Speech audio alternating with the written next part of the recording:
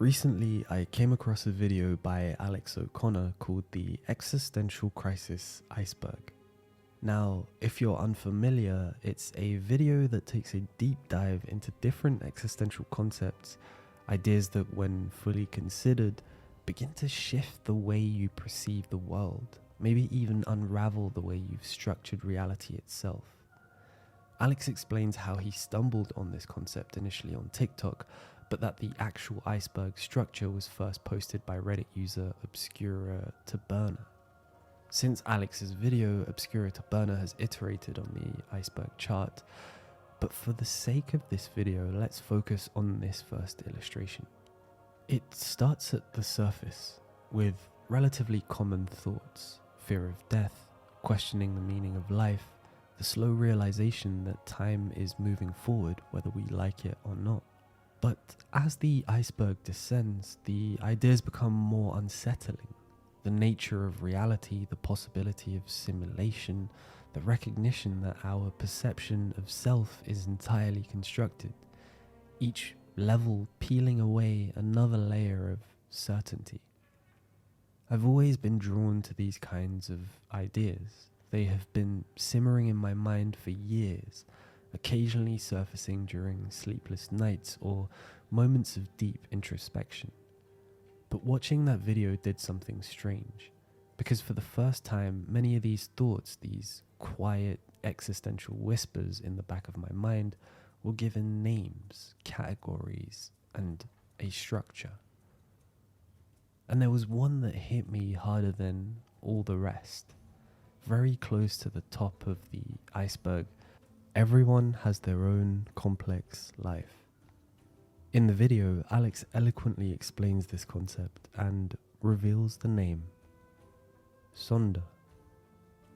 The realization that every passerby, every single stranger in the world is living a life as detailed, intricate, and meaningful as your own. That they are not just extras in the background of your story. They have their own stories, their own relationships, their own fears and dreams and regrets. I had felt this before. I had sat in coffee shops and watched people walk by, wondering where they were going, who they were going to meet.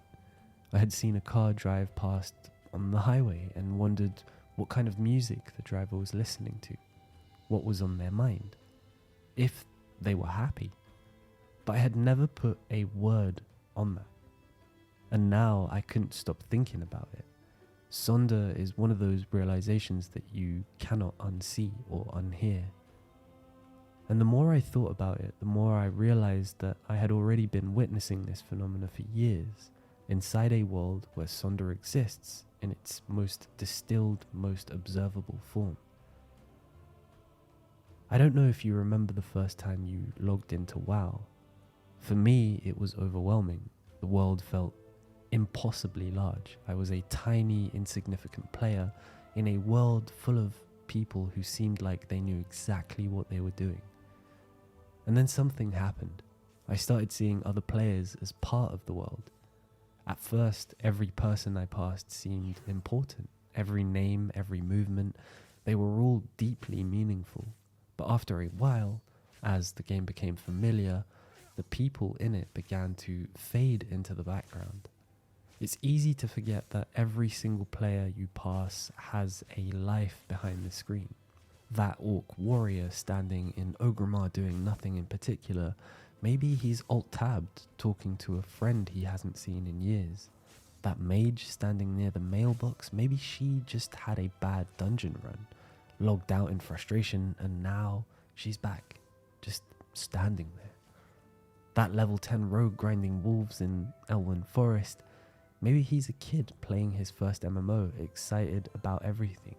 Maybe he's an adult, logging in after a long day of work, looking for something, anything to distract him from the weight of reality. And then I thought about myself. How many times had I been one of those nameless figures? How many times had I stood in a city just idling, watching people pass by, knowing that not a single one of them would ever know what I was thinking? How many times had I grouped up with strangers, played alongside them for an hour, laughed at their jokes, enjoyed their company, only to leave the party and never see them again. Because that's the nature of online worlds. It's the nature of life itself.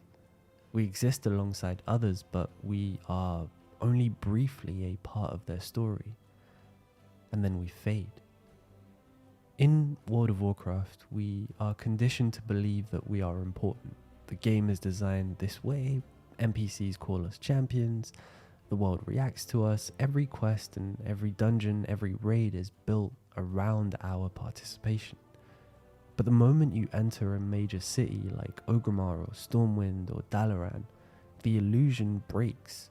You look around and see thousands of players, thousands of chosen ones, thousands of heroes, and suddenly you are just another face in the crowd. This isn't unique to WoW, it's how we live every single day. When we walk down the street, we rarely think about the fact that every stranger we pass has an internal world as rich as our own. We think of our lives as the story, everything else as background noise. But in reality, we are nothing more than side characters in the stories of billions of other peoples. Jean-Paul Sartre called this concept the look.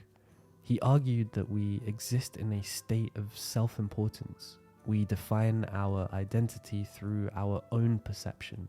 But the moment we realize that other people perceive us, that we exist in their world just as much as they exist in ours, our illusion of self collapses. We become self-conscious. We feel exposed. We realize that we are not the observer, but the observed. I don't know if you've ever had this moment. You're in a dungeon, you grouped with a random set of players. Maybe someone makes a joke that makes you laugh. Maybe the healer saves you in a moment where you should have died. Maybe the run goes smoothly and it feels effortless, enjoyable. And then you finish the dungeon and you leave the party. And those players, they're gone. They were there and now they're not. You will never see them again, and yet, for that brief window of time, they were part of your world, and you were part of theirs. Now think about all the people you've met in real life who have faded away. Old classmates, former co-workers, friends you once talked to every day, but haven't spoken to in years. At some point, they were part of your world, and now they are gone. Not because of anything dramatic, just because life moved on. But their story, it didn't stop. You just weren't there to see the next chapter. And then there are the people we never see at all. In WoW, there are gold farmers, for example.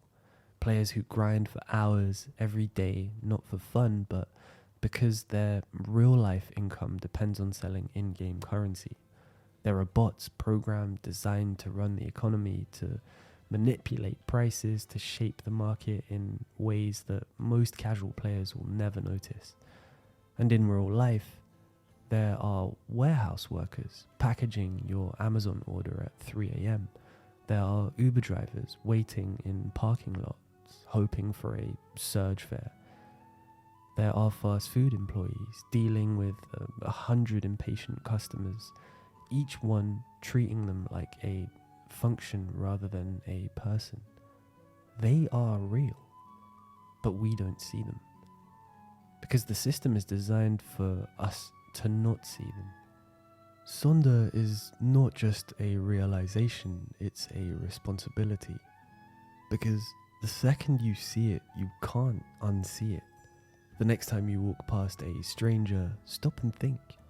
They are living a life as deep as yours. They have joys, fears, struggles, and dreams that you will never know. Maybe, just maybe, you have the power to remind them that they exist. Because once you start seeing people, really seeing them, you realize something extraordinary.